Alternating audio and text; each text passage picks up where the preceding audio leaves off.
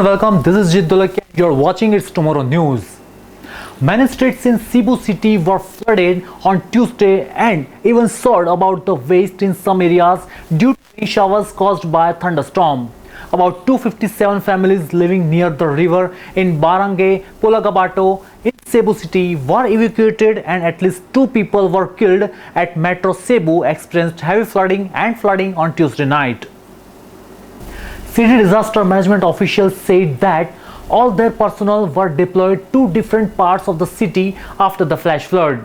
In Mandu city, flooding affected the motorway to the Marcelo Fernand Bridge, causing heavy traffic as all vehicles were diverted to the first Mandu-Mactan Bridge.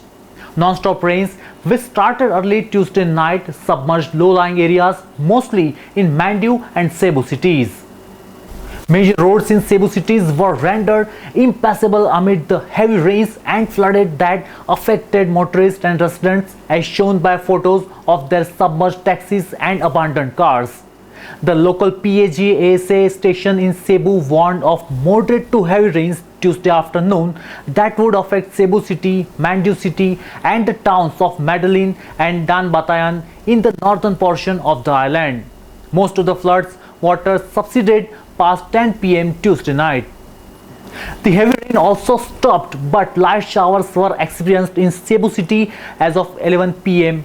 Over 800 people were displaced by flooding since the starting of the month in the province of Cebu in the region of Central Visayas, Philippines after heavy rain on 4th October 2020.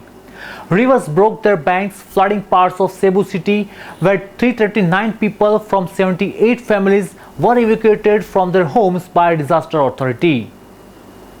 Over 400 people were evacuated in Bakayan and just over 100 in the barangay of Pitos in the northwestern part of Cebu city. At least 9 homes were completely destroyed.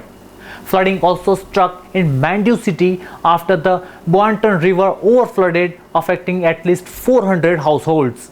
Media reported that floodwaters in Cebu and Mandu cities has started to subside by late Sunday, but many affected families were still temporarily housed in schools. The heavy downpour comes as tropical depression traversed the nearby Summer Island.